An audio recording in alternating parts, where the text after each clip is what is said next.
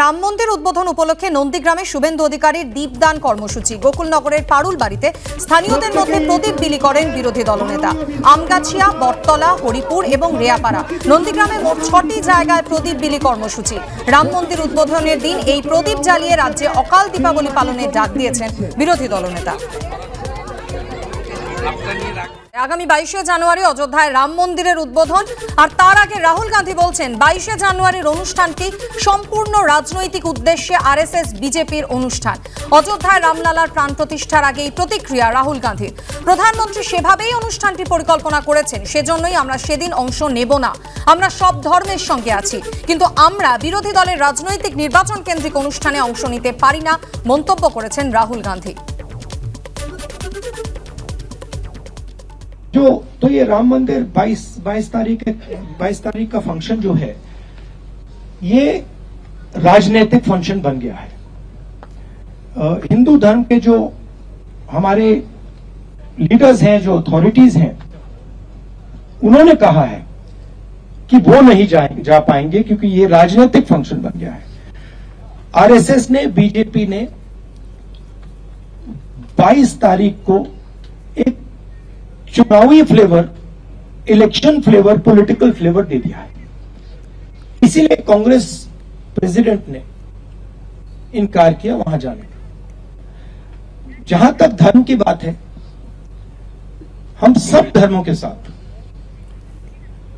यह कहना चाहते हैं कि जो भी जाना चाहता है जा सकता है, कांग्रेस पार्टी से जा सकता है, but we cannot be party to a political function. It becomes very difficult for us when the Prime Minister of India and the RSS, our principal opponents, have captured a function and turned it into an election function.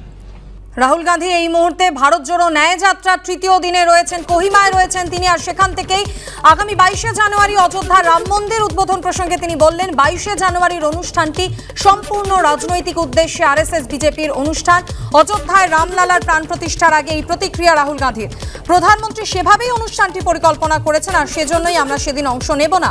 আমরা সব ধর্মের সঙ্গে আছি, কিন্তু আমরা বিরোধী দলের রাজনৈতিক নির্বাচন কেন্দ্রিক অনুষ্ঠানে অংশ নিতে পারি না, মন্তব্য করেছেন রাহুল গান্ধী। গত পরশু থেকেই আপনারা জানেন রাহুল গান্ধীর ভারত জোড়ো ন্যায় যাত্রার অভিযান শুরু হয়েছে, আর সেখান থেকেই আগামী 22শে জানুয়ারি রাম মন্দির উদ্বোধন প্রসঙ্গে তিনি এমনটাই বললেন।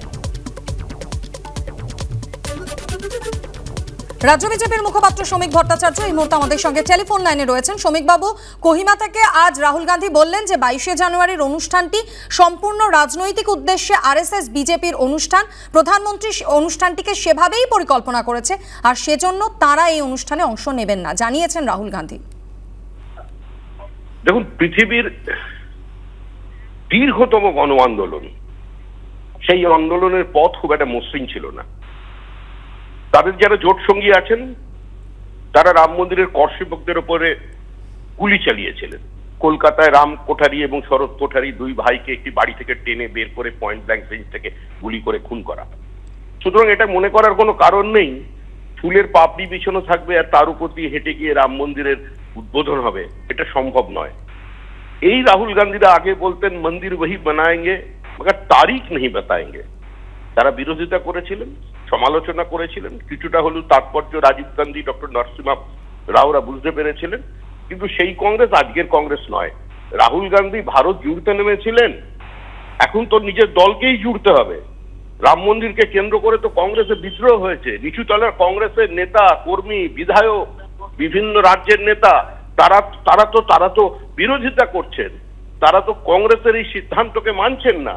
সুতরাং এটাকে রাম মন্দিরকে রাজনীতির সঙ্গে যারা যুক্ত করবার চেষ্টা করছেন তারা সমালোচনা করতেই থাকবেন। আর আমাদের রাজ্যে তো প্রতিযোগিতা শুরু হয়েছে কে কত কদর্যভাবে রাম মন্দিরকে, রামচন্দ্রকে আক্রমণ করতে পারে। তার সিলেক্টিভ প্রতিবাদীরা সমাজে থাকবেন।